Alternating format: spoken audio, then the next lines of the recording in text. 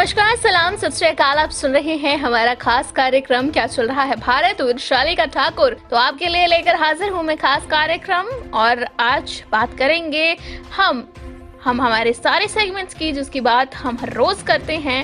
History of the day, top 7 news, और इसके साथ ही आज के खास ज्ञान के बारे में आपको बताया जाएगा।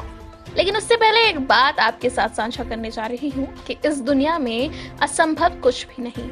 हम वो सब कर सकते हैं जो हम सोच सकते हैं, और हम वो सब सोच सकते हैं जो आज तक हमने नहीं सोचा।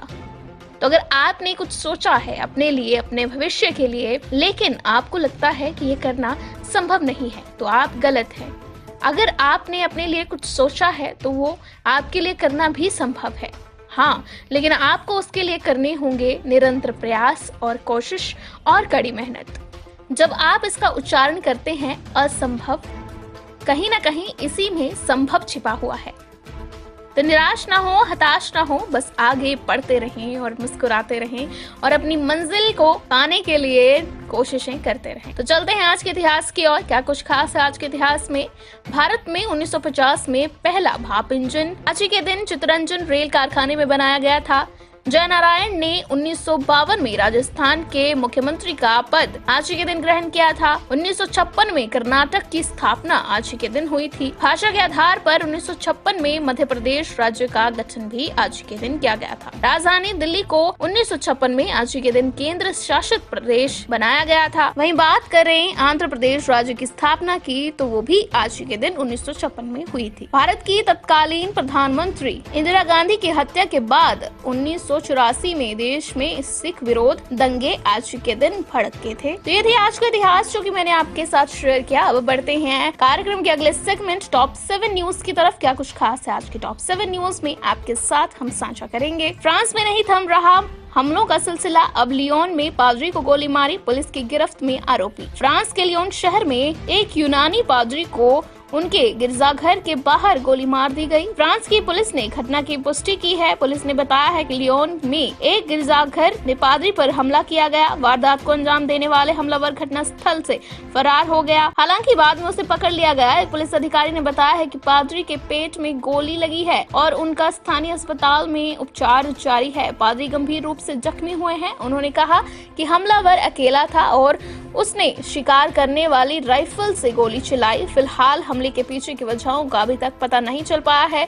पुलिस ने गिरजाघर के पास के इलाके बंद कर दिए हैं और ट्विटर पर संदेश के माध्यम से लोगों को घरों में रहने की चेतावनी दी है। चलिए रुक करते हैं अगली खबर का, जो कि उत्तर बिहार से है। उत्तर बिहार बाढ़ से बुरा हाल, यानी कि बाढ़ से बेहाल है उत्तर बिहार, पर चुनावी मुद्दा नहीं। फूलदेव सहानी पिछले 40-50 साल से पशुओं के लिए चारा लाने और खेती के काम के लिए रोजाना 3 बार नाव से नदी पार करते हैं। ये उनकी मजबूरी है, क्योंकि खेतों में जाने के लिए कोई रास्ता नहीं है।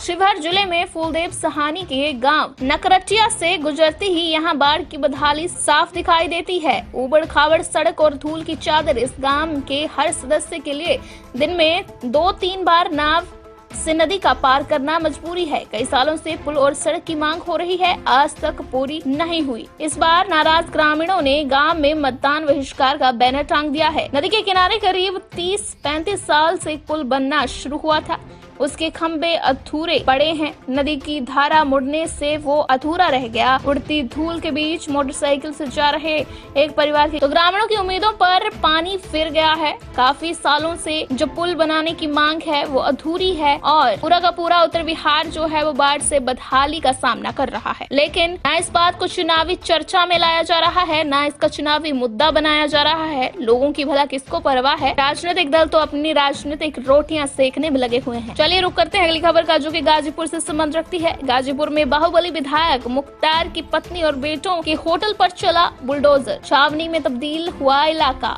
माऊ के बाहुबली मुख्तार अंसारी की पत्नी व बेटों के नाम से गाजीपुर में संचालित गजल होटल पर सुबह 6:38 पर बुलडोजर चलना शुरू हो गया। होटल के दूसरे तल सीढ़ी व अन्य अतिक्रमण के हिस्से में एसपी सिटी की देखरेख में ध्वस्त किया जा रहा है। जिला अधिकारी की अध्यक्षता में बोर्ड ने मुख्तियार अंसारी के दोनों बेटों की अपील को खारिज कर दिया था। इसके बाद से गजल होटल को खाली करने का कार्य शुरू कर दिया गया था। महुआबाग इलाके में पूरी रात अफरा तफरी मची रही। जिला प्रशासन सुबह होते ही गजल होटल पर बुलडोजर चलाने लगा। गजल होटल के पास सुबह ही आला अफसरों के साथ पुलिस, पीएससी व प्रशासनिक अधिकारियों का जमावड़ा शुरू हो गया। जिला प्रशासन ने 5 पॉकलेन मशीनों द्वारा गजल होटल के ध्वस्तीकरण का कार्य शुरू कर दिया है। चलिए रुक करते हैं अगली खबर का, जो कि हिमाचल प्रदेश से संबंध रखती है। लॉकडाउन के दौरान नहीं ली फीस भी वसूल सकेंगे निजी स्कूल। कोरोना महामारी के चलते लॉकडाउन के दौरान नहीं ली गई फीस भी अब निजी स्कूल वसूल सकेंगे। हिमाचल सरकार ने प्रदेश के निजी स्कूलों में सिर्फ ट्यूशन फीस वसूली के निर्देश वापस ले लिए हैं। 27 अक्टूबर को कैबिनेट बैठक में हुए फैसले के बाद शिक्षा सचिव राजीव शर्मा ने उच्च और प्रारंभिक शिक्षा निदेशालय को पत्र जारी कर दिया है। हाईकोर्ट के फैसले का हवाला देते हुए सरकार ने निजी स्कूलों को लॉकडाउन के दौरान बीते महीनों में छोड़ी गई फीस वसूलने की छूट दे दी है। 25 मई 2020 को कोरोना संकट के चलते सरकार ने निजी स्कूलों से सिर्फ ट्यूशन फीस वसूलने का फैसला लिया था। प्रदेश के निजी स्कूलों के दबाव में आकर अक्टूबर में पहले सप्ताह में उच्च शिक्षा निदेशालय ने फीस को लेकर स्थिति स्पष्ट करने का सरकार को प्रस्ताव भेजा था। सरकार ने पूछा था कि सिर्फ ट्यूशन फीस वसूली का फैसला जारी रखना है या इसे वापस लिया जाए। जिसके चलते अब इस फैसले को वापस ले लिया गया है।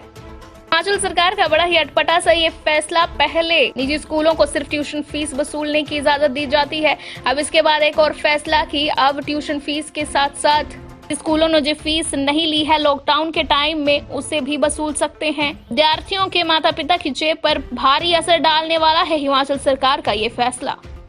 बढ़ते हैं अगली खबर की ओर। सैमसंग ने गैलेक्सी A70s के लिए लेटेस्ट अपडेट रोल आउट किया है। सैमसंग ने अपने सबसे पॉपुलर गैलेक्सी A70s स्मार्टफोन के लिए लेटेस्ट रोल आउट कर दिया है। सैमसंग ने अपने लेटेस्ट आउट में One UI 2.5 में स्मार्टफोन के वायरलेस TEX, सैमसंग कीबोर्ड और कैमरा ऐप को बेहतर किया है, जिसका साइज 1.6 GB है। सैमसंग अपने इस अपडेट को यूजर्स तक ओवर द एयर OTA के जरिए पहुंचा रही है। यूजर्स इस अपडेट को फोन की सेटिंग ऑप्शन में जाकर चेक कर सकते हैं। वहीं कंपनी का कहना है कि जिन यूजर्स को अपडेट नहीं मिला है उन तक जल्द ही अपडेट पहुंच जाएगा।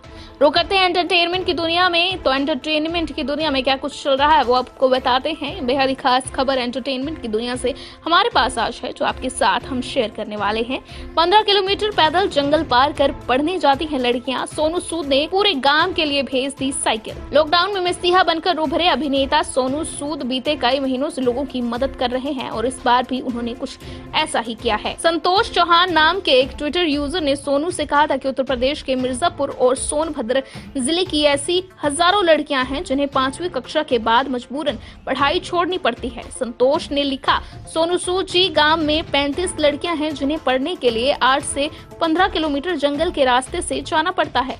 सिर्फ कुछ के पास ही साइकिल है। ये नक्सल प्रभावित रास्ता है। डर से इनके परिवार आगे पढ़ने के लिए नहीं भेजते हैं। अगर आप इन सभी को साइकिल दे पाएं तो इनका भविष्य सुधर जाएगा। और इतनी बात सुनते ही सोनू सूद ने सारे गांव के लिए जो है वो साइकिल भिजवा दी हैं। तो लॉकडाउन के मसीहा लगातार लोगों की मदद कर रहे हैं और इस बार भी उन्होंने मदद का एक नया आयाम जो है सबके लिए किया है। अब बात करते हैं खेल जगत की। खेल जगत में दिल्ली और आरसीबी की हार से रोमांचक हुई प्लेऑफ की जंग। IPL 2020 में लीग मुकाबले अब खत्म होने की कगार पर हैं, लेकिन प्लेऑफ में पहुंचने की जद्दोजहद अभी जारी है। यूएई में खेले जा रहे टूर्नामेंट में अभी तक सिर्फ मुंबई इंडियंस ही प्लेऑफ में अपनी जगह पक्की कर पाई है। वहीं बाकी के 3 स्थानों के लिए 6 टीमों की जबरदस्त प्रतिस्पर्धा देखने को मिल रही है। इस वक्त ऐसा लग रहा है कि प्लेऑफ के लिए 4 टीमें आसानी से मिल जाएंगी, लेकिन अब हालात बिल्कुल अलग हैं। शनिवार तो यहाँ 2 मुकाबले खेले गए, लेकिन शीर्ष पर 4 में मौजूद 2 टीमों की हार से प्लेऑफ की दौड़ और रोमांचक हो गई है और नॉकआउट स्टेज के लिए 3 टीमों का इंतजार भी बढ़ गया है। 4 बार चैंपियंस मुंबई इंडियन 4 बार की चैंपियन मुंबई इंडियंस ने शनिवार को दिल्ली कैपिटल्स को एक तरफा मुकाबले में हराकर शीर्ष स्थान पर कब्जा बरकरार रखा है और पहली क्वालिफायर टीम बन गई है। मुंबई के अब 12 मैचों का अभाव है और चलते हैं कार्यक्रम के नेक्स्ट सेगमेंट की ओर और लास्ट सेगमेंट की ओर, जिसका नाम है आज का ज्ञान। तो आज के ज्ञान में आपको बताएंगे कि भारत में सबसे बड़ा घोटाला कौन सा था। तो भारत में सबसे बड़ा घोटाला जो अब तक माना जाता है वो है 2G स्पेक्ट्रम घोटाला, जो कि 1,76,000 करोड़ रुपए का बड़ा स्कैम है। 2G स्पेक्ट्रम घोटाले को देश के इतिहास का सबसे बड़ा घोटाला कहा जाता है। तो ये था आज का ज्ञान। इसके साथ यहीं पर वक्त होता है समाप्त। कल फिर से मुलाकात होगी आपके साथ हमारे इस खास कार्यक्रम में क्या चल रहा है भारत लेकर हाजिर होंगी आपके लिए कुछ खास अपडेट्स, कुछ खास न्यूज। तब तक के लिए दीजिए इजाजत। धन्यवाद। Shri Balaji multi speciality hospital Kangra, जहां आपको एक ही छत के नीचे मिले बेहतरीन चिकित्सा सुविधाएं, cardiology, laparoscopic, general surgery, neuro surgery, orthopaedics, paediatric, radio diagnosis, urology, gastroenterology, ophthalmology, pathology, medicine, anaesthesia और डेंटल जैसी अत्याधुनिक और बेहतरीन चिकित्सा सुविधाएं, 24 घंटे इमरजेंसी सुविधा, 9 बेड के साथ critical care unit, cardiac monitor और डिफिब्रिलेटर्स, सेंट्रल ऑक्सीजन लाइन और वेंटिलेटर सुविधा।